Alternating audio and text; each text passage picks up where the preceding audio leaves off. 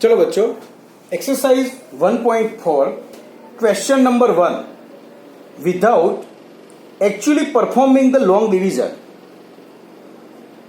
State whether the following rational number will have a terminating decimal expansion or non-terminating repeating decimal expansion। चलो फिर से एक बार repeat कर देता हूं। अगर डेनोमिनेटर में 2n power and 5m power इस टाइप का फॉर्म आए, मीन्स 2 and 5i, तो टर्मिनेटिंग डेसिमल एक्सपेंशन होगा। और 2 and 5 के अलावा कोई भी प्राइम नंबर साथ में आए तो नॉन टर्मिनेटिंग रिकरिंग एक्सपेंशन होगा। ओके, बस ये चीज देखनी है। मीन्स सिर्फ डेनोमिनेटर हमें अच्छी तरह से देखना है। ओके, तो चलो स्टार्ट करते हैं।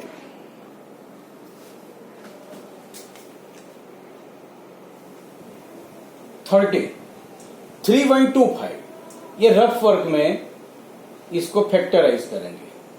625 into 5, 125 into 5, 25 into 5, 5 into 5, 1 into 5। तो 5 का क्या हुआ? 5 पावर, 5 पावर। तो देखो 5 पावर है तो 2 का कोई पावर नहीं है, तो 0 पावर हम कह सकते हैं।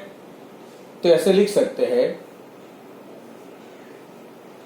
Denominator of 13/3125 is in the form of 2n power 5m power. Okay, so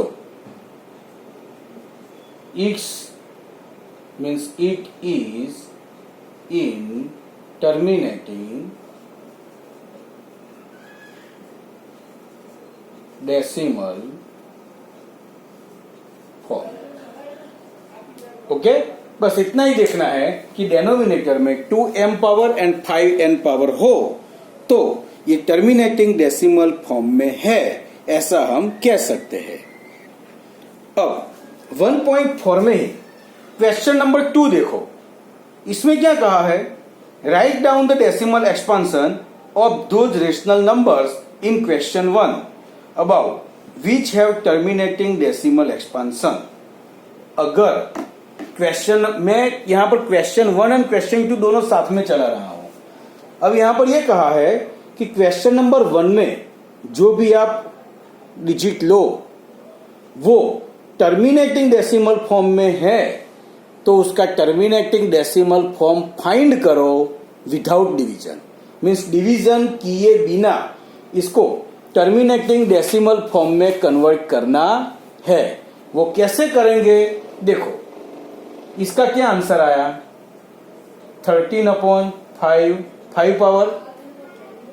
अब देखो बच्चों, डेनोमिनेटर में है ना 10, 100, 1000, मीन्स 1 के पीछे 0 वाले फॉर्म में आए ना, वैसे करना है। 10 मीन्स देखो 2 इंटू 5, 2 1 पावर 5 1 पावर। 100 हो तो 2 इंटू 2 इंटू 5 इंटू 5 मीन्स 2 का सेकंड पावर, 5 का फिर 2 पावर। 1000 मीन्स 2 का 3 पावर इंटू 5 का 3 पावर। ऐसे means power of 2 and power of 5 दोनों इक्वल होने चाहिए। तो यहां पर 5 की 5 डिग्री है तो 2 की भी 5 डिग्री होनी चाहिए। बराबर, यहां नहीं लिखता, मैं आगे लिखता हूं, देखो आप। 13/5 5 power means 13/5 5 power into 2 5 power. Means 5 and 2 की डिग्री इक्वल होनी चाहिए। जितनी कम पड़ती है इतनी ऐड कर दो। तो हमने क्या मल्टीप्लाई किया? 2 5 पावर। जितना नीचे मल्टीप्लाई किया उतना ही ऊपर मल्टीप्लाई करेंगे। ओके, अब देखो 13 2 5 पावर क्या होगा? तो 2 इंटू 2 4, 4 2 जा 8, 8 2 जा 16, 16 2 जा 32 अपन देखो 5 5 पावर 2 5 पावर मीन्स ऐसा समझो 2 इंटू 5 होल 5 पावर हो सकता है। इफ यस तो देखो आगे 13 इंटू 32 416 अपन 2 5 जा 10 5 पावर। देखो आगे 416 10 5 पावर क्या हुआ तो एक के पीछे 5 जीरो। अब देखो डेनोमिनेटर में 5 जीरो है तो डेसिमल फॉर्म के पीछे 5 डिजिट होने चाहिए। 416 तो हो गया तो 3 डिजिट हो गए, बाकी के 2 डिजिट पर 0, 416 आगे 0। बोलो आ गया समझ में। तो क्वेश्चन नंबर 1 में यह कहा है कि जो नंबर दिया हुआ है वो टर्मिनेटिंग डेसिमल फॉर्म में है या नॉन टर्मिनेटिंग रिकरिंग फॉर्म में है। तो पहले इस मेथड से यह प्रूव किया कि ये टर्मिनेटिंग डेसिमल फॉर्म में है, और अगर टर्मिनेटिंग डेसिमल फॉर्म में हो तो क्वेश्चन नंबर 2 में ऐसा कहा है कि विदाउट डिवीजन उसको डेसिमल फॉर्म में लाके दिखाओ, तो वो हमने दिखाया। चलो हम एक एक सम आगे आगे बढ़ते जाते हैं, बराबर। Now example number 2 17/8। तो देखो 17/2 3 पावर 2 3 पावर 5 का कोई भी पावर नहीं है तो 0 पावर कह सकते हैं। तो इसका ऐसा होगा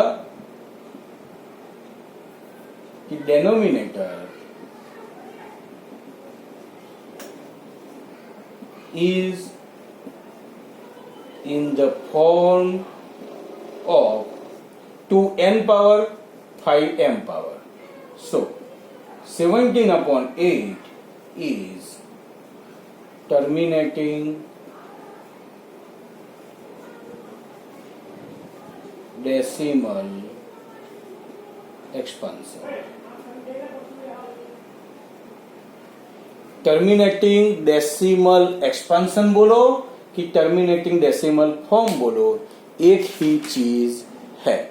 ओके चलो, तो अब इसको डेसिमल फॉर्म में कन्वर्ट करते हैं। तो क्या हुआ 17/8 मीन्स 17/2 3 पावर। 2 का 3 पावर है तो 5 का 3 पावर रह गया, तो 5 का 3 पावर मल्टीप्लाई किया, जितना नीचे मल्टीप्लाई किया उतना ऊपर किया, तो क्या हुआ 17/5 3 पावर मीन्स 1 to 5, नीचे 2 into 5 10 3 पावर हो गया। चलो 17 into 1 to 5 2125 एंड 10 का 3 पावर 1000 हुआ। यहाँ 3 जीरो है मीन्स 3 डिजिट के आगे हम पॉइंट रख देंगे 2.125। ओके, तो ये नंबर भी टर्मिनेटिंग डेसिमल फॉर्म में है। चलो थर्ड 64 into 455। देखो न्यूमरेटर को देखने की ज्यादा जरूरत नहीं है, डेनोमिनेटर को हम डिवाइड करें तो 5 into 7 into 13 आएगा। तो देखो 5 आया, it is okay, but we don't want 7 and 13, so denominator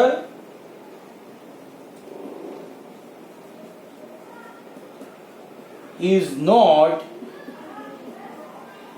in the form of 2n power 5m power, so this is not in terminating decimal form. Okay, this number is not in terminating decimal form, यानी जो कहा है वो लिख सकते हैं। अगर ऐसा कहा है कि ये टर्मिनेटिंग डेसिमल फॉर्म में है तो ऐसा लिखना है, नहीं है। बट यहां पर ऐसा क्वेश्चन पूछा है कि is this number is either terminating decimal form और non terminating recurring form.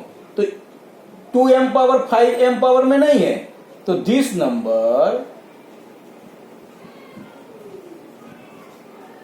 is in the non-terminating recurring form. ये नॉन टर्मिनेटिंग रिकरिंग है, क्योंकि मैंने बोला कि नीचे 2 एंड 5 के अलावा कोई भी डिजिट आए तो वो नॉन टर्मिनेटिंग रिकरिंग बनेगा। चलो बच्चों, अब यहां पर मैं हर एक सम नहीं करवाऊंगा, जो सेम टाइप के सम होंगे ना वो मैं स्किप करता हूं, वो आपको खुद करने हैं, बराबर। अब 6 नंबर का सम है 23 अपॉन 2 3 पावर इंटू 5 2 पावर। देखो यहां पर 2 एंड 5 ही है, तो इसका डेनोमिनेटर तो 2n पावर 5m पावर है, तो denominator is in the form of 2n power 5m power. So this number is in the terminating decimal form. Okay, तो चलो आगे। अब टर्मिनेटिंग डेसिमल फॉर्म में है तो उसको कन्वर्ट करेंगे 2 3 पावर इंटू 5 2 पावर। अब मैंने आगे बताया वैसे 2 एंड 5 का दोनों का पावर इक्वल होना चाहिए। यहां पर 3 है, यहां पर 2 है, तो जो बड़ा पावर है ना उतना बनाएंगे। तो देखो 2 का तो 3 पावर है, 5 का 2 पावर है, तो 5 का 1 पावर मीन्स 5 को हम मल्टीप्लाई करेंगे तो उसका भी 3 हो जाए, तो जितना नीचे मल्टीप्लाई किया उतना ऊपर किया, राइट। अब देखो 23 इंटू 5 तो 115 हो गया, नीचे 2 3 पावर, 5 का भी 3 पावर 115, तो ये 10 का 3 पावर मीन्स 1000 हो गया, तो 30 है, इसीलिए 3 डिजिट के आगे हम पॉइंट रख देंगे। ओके, चलो क्वेश्चन नंबर 1 का 8 नंबर। चलो यहां देखते हैं 6 15 मीन्स 5 इंटू 3। चलो पहली नजर से आप देखोगे ना तो यहां पर 3 आ गया, तो कोई इंसान ऐसा भी समझ सकता है सर नीचे 3 है ना, तो this is non terminating recurring हो गया, तो गलत चीज हुई। देखो 6 means 3 into 2 upon 5 into 3, 3 3 cut, तो क्या बचा 2 अपॉन 5। अब देखो नीचे तो 5 ही बचा ना, तो denominator is in the form of 2n power 5m power. Okay, so this number, otherwise it is in terminating decimal form. Okay, अब उस फॉर्म में कन्वर्ट करते हैं। देखो 2 अपॉन 5, तो 5 का 1 पावर हुआ,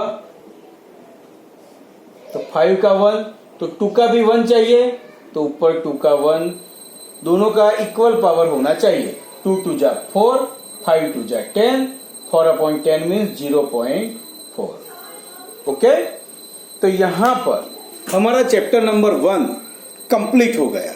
हाँ, 1.1 में एक प्रूव दैट वाले सम है और 1.2 में एक ही सम है। ये सम अभी मैंने बाकी रखे हैं। This is not exam material, बराबर, बट रेगुलर क्लास में वो चीज मैं सिखाऊंगा।